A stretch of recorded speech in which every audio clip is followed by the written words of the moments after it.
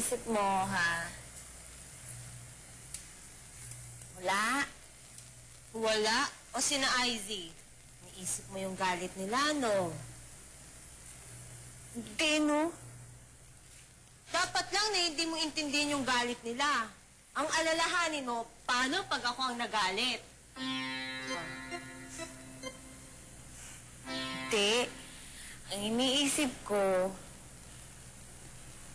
si Ma'am Nessa. Bakit naman? Ewan ko ba? Basta, pag iniisip ko siya, nakakabahan ako. Pero gusto ko siyang palaging isipin. Ang gulo, no?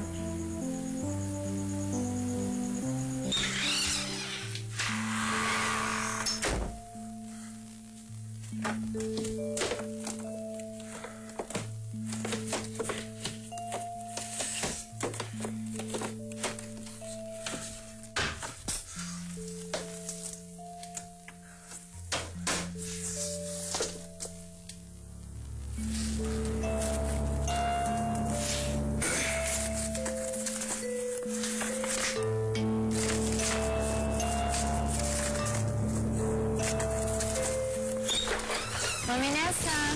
Luis, Kay JC, anong ginagawa mo rito? Saka, bakit pinapakalaman mo yung damit ni Mami Nessa?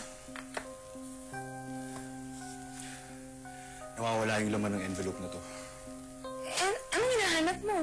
Yung DNA results ng anak ni Mami Nessa. Wala dito.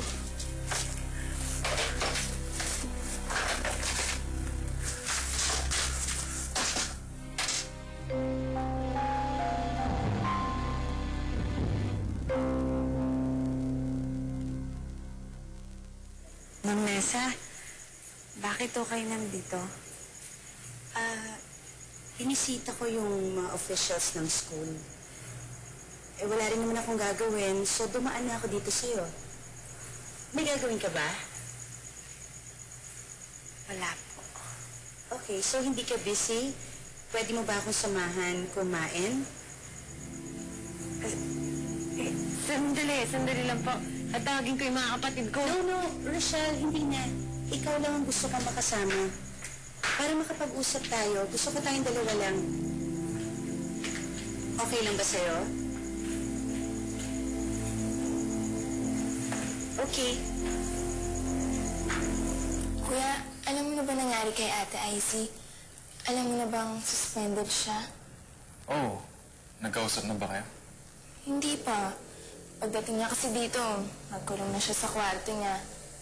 Hindi pa rin alam ni Mami. Siguro Maika, mas mabuti pang huwag na natin sabihin kay Mami. Total, 1 week lang naman yung suspension ni Izzy. Pero, sino kaya nagsumbong kay Dean? Sino kaya nagpahamak kay Ate Izzy? Hindi pa ba sa'yo nasasabi ni Sunshine? Ang alin?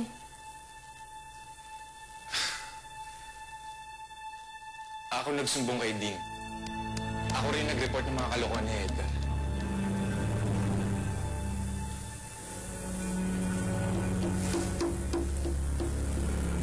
Anong sinabi mo, Kuya?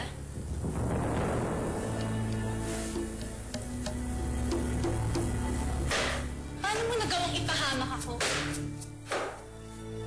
Pero Izzy, ginawa ko lang yung tama. Anong tama? Nataydo rin ako? Para lang ipagtanggol yung tatlong magkakapatid na uling ngayon? Kuya, kapatid mo ako! Iba dapat lang na ako yung kampihan mo, pero ibang tao pa yung kinampihan mo eh! Ang problema kasi sa'yo, ang dami mo ng maling ginagawa. Kahit na! Ako pa rin dapat kampihan mo kasi magkapatid tayo! Pero hindi, iba yung kinampihan mo! You betrayed me!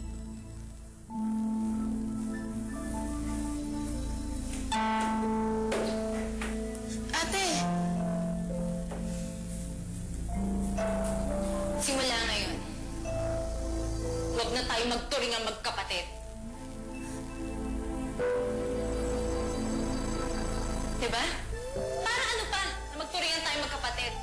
Kung magtatayduran lang din tayo.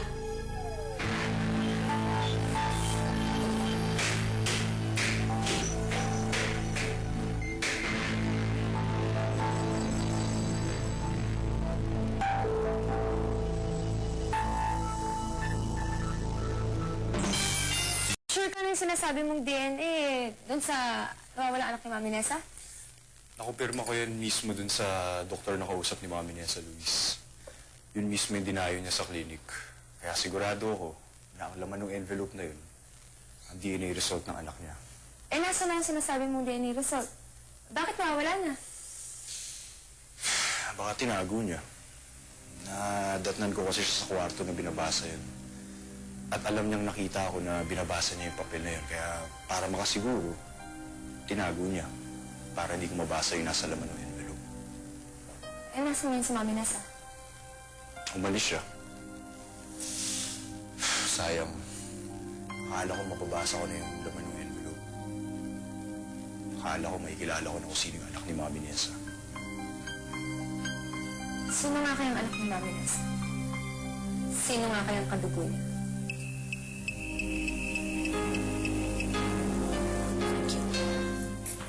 Masarap ang ribeye dito. Gusto mo umorder ako para sa ating dalawa? Nako, wag na ho. Busog pa po ako eh. Sa totoo nga lang ho, kakakain ko lang ho. Orange juice na lang po, tsaka dessert. Okay, sige. Mamaya na rin ako kakain. Dalawang orange juice, please.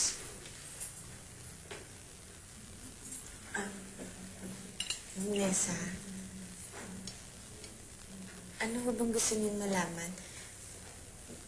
Tungkol ho ba kay Luis? Ano, Rochelle? Alam ko na meron kayong konting hindi pagkakaintindihan ni Luis, pero hindi siyang dahilan bakit nandito tayo. Gusto ko tayong makasama, makausap. I want to know you better. Ay, gusto niyo ako makilala? Gusto niyo ako... Ay, Gusto kong malaman ng lahat-lahat tungkol sa'yo, Rochelle. Gusto kong malaman kung anong favorite mong pagkain. At gusto kong malaman kung paano ka lumaki. Basta lahat-lahat gusto kong malaman.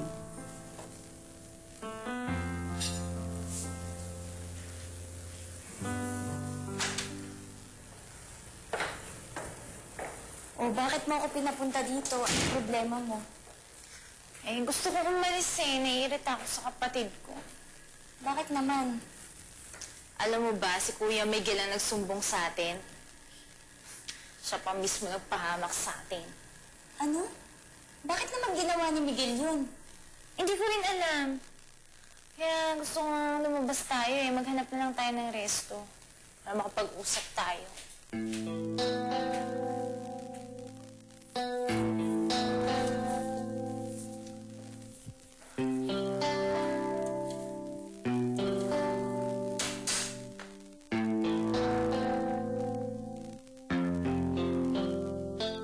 mahirap lang ho kami. Kasi si Inay lang ho yung bumubuhay sa amin. Kasi si Itay, wala ho siyang permanenteng trabaho. Kaya, pahinto-hinto ho kaming pag-aaral. Kamusta naman ang pakikitungo sa inyo ng mga magulang niyo? Mabait ho si Inay. Mapagmahal siyang ina. Pero si Itay, malupit ho siya sa aming tatlong magkakapatid.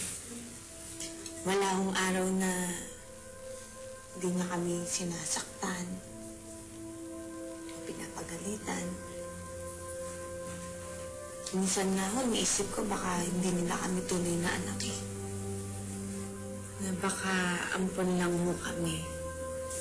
Anong sinasabi sa inyo ng inay niyo? Lagi niya sinasabi sa amin na huwag daw kami mag-iisip ng ganun. Na sila raw yung tunay naming magulang. Talaga palang mabait si Luisa. Mabuti naman sa kanya ka napunta. Sa kanya ho ako napunta? Hindi ko kayo maintindihan. Tsaka bakit niyo kinala si Inay? Alam niyo yung pangalan niya. Bakit?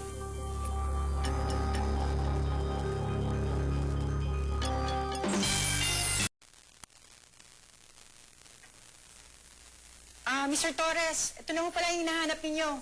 Sunshine Mia, bilis! Hi, sir. Hi. Aling Cecil, maraming salamat. O paano, maiwan ko muna kayo ha. Kayo nang bahala kay sir ha. Sige Salamat po. Girls, may good news ako sa inyo. Nasa si Rochelle. Ay, naku, sir. Hindi po namin alam kung nasaan eh. Bigla na lang hong umalis. Ano mo yung good news niyo? Natatandaan yung manager ko dati sa banda ko? Yung ipinakilala ko sa inyo sa party. Si Glenn, sir! Si Glenn. Yes. Interesado siya na i-build up kayo. At ipakilala kayo sa isang record producer, si Mr. Velayo. Now girls, Mr. Velayo is a big-time record producer. Kapag nagustuhan niya kayo, siguradong sisikat kayo.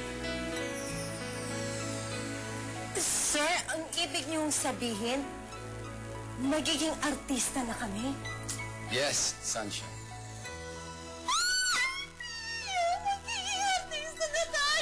Okay, listen. Ang importante, masabi niyo kaagad kay Rochelle to para makapag-ensayo na kaagad kayo. Kailangan ma-impress niyo si Mr. Velayo. Kailangan magandang number niyo para pumayag siya na maging talent siya kayo. Naintindihan niyo? Opo, sir. Opo. Pagdating po agad ni Rochelle, sabihin namin yung good news niyo. Tsaka magpa-practice po kami kaagad. Magpa-practice tayo, ah. Dapat lang dahil gusto makita ng ibang tao ang talent niyo. Magiging artista tayo!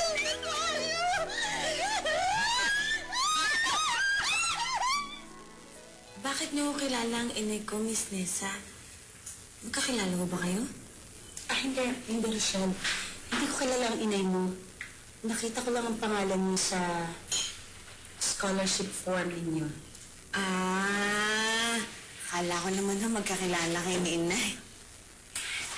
Sana na-meet ko nga ang inay mo.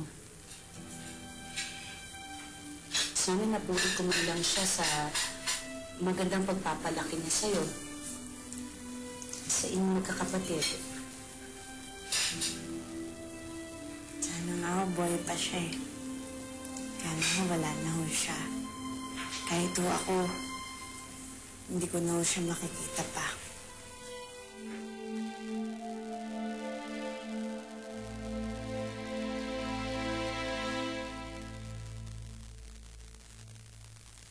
Titig na titig ka sa picture ni Mami Nessa. Kanina ko pa kasi iniisip eh, kung kamukha kaya ni Mami Ness yung anak niya.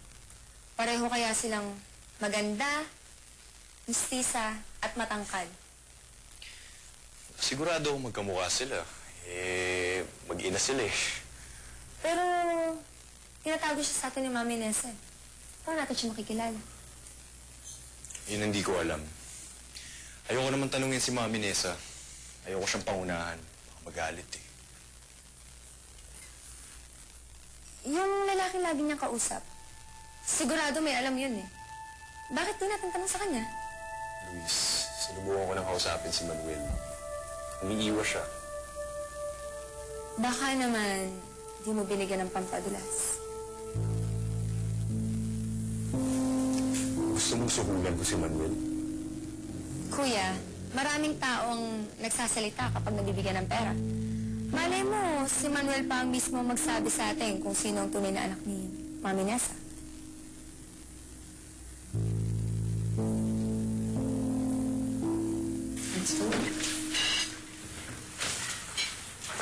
Dito na lang tayo. Okay naman dito eh.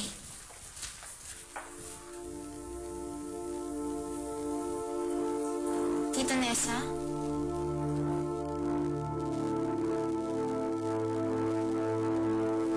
Bakit po kayo magkasama ni Rochelle?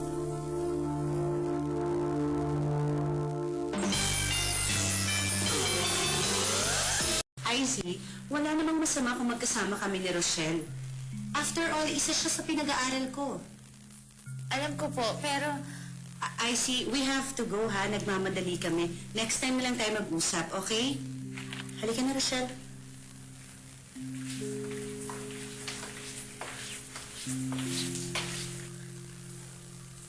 ganun ba ka-close si Rochelle at si Ma'am Nessa? nga din pinagtataka ko eh.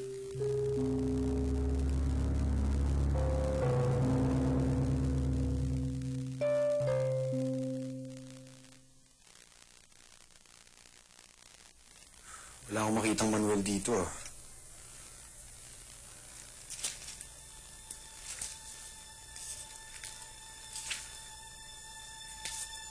Oh, eto kuya, Manuel Manzares. Baka siya to.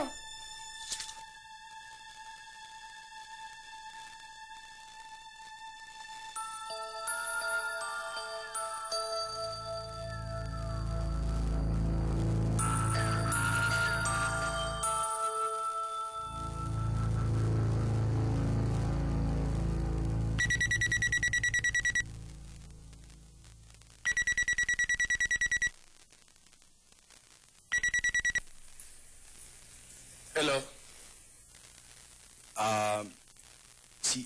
Si JC to, stepson ni Nessa. Bakit ka tumawag? Kasi... Pwede ba tayo magkita bukas? Importante lang. Talaga? Ipapakilala tayo ni Mr. Glenn sa isang producer? Oo, Rochelle. Kaya kailangan na tayo mag-practice para naman hindi tayo mapahiya. Sige! Pero ano pa sabi ni Sir Eric para magustuhan tayo ni Mr. Glenn?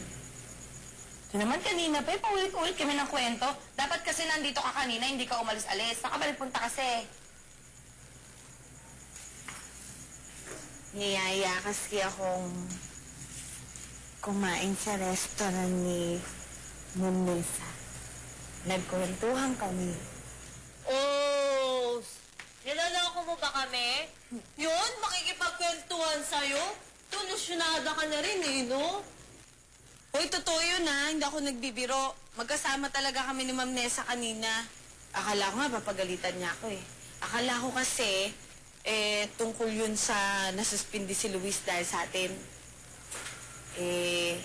Hindi naman pala yung reason, kaya niyaya niya ako lumabas.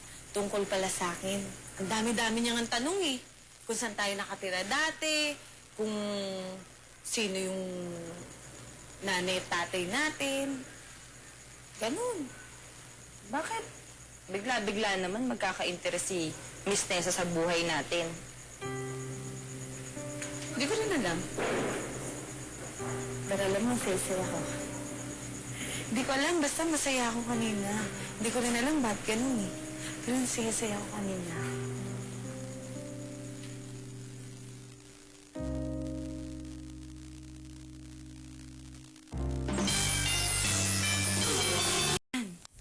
Rockaholic.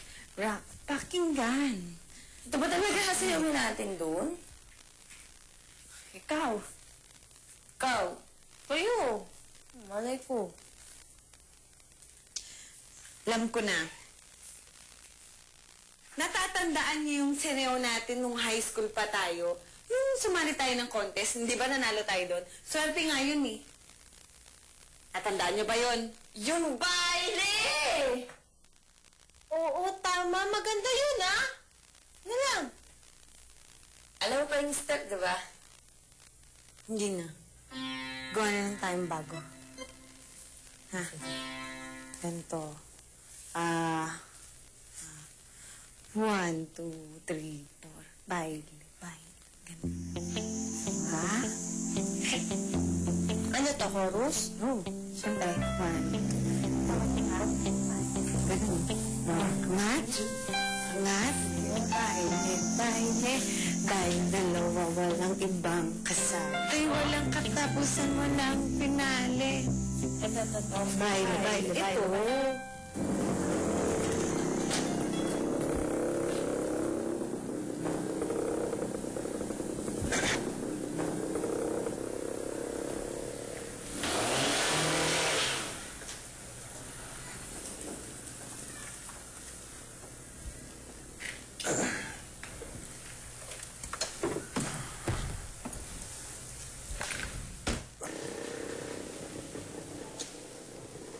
Manuel, usapan natin. Alam kong kilala mo ang tunay na anak ni Mama Nessa. Gusto ko sanang malaman mo. Anong anak? Anong pinagsasabi mo? Kung ila itatanong mo sa akin, aalis na lang ako. Marami pa ako importanteng gagawin. Wala akong panahon makipaglokohan sa'yo. Manuel, Ano sandali na lang. naman? May bibigay ako sa'yo.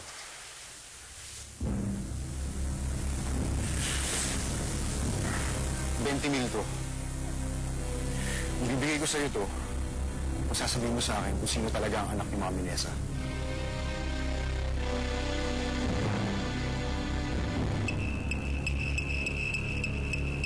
Eric, sigurado ka ba naganda yung mga girls? Baka mapahiya tayo, ha? Glenn, relax. Kilala ko si Rochelle. Hindi nila tayo ipapahiya. Kaya huwag kang ma-tension, okay?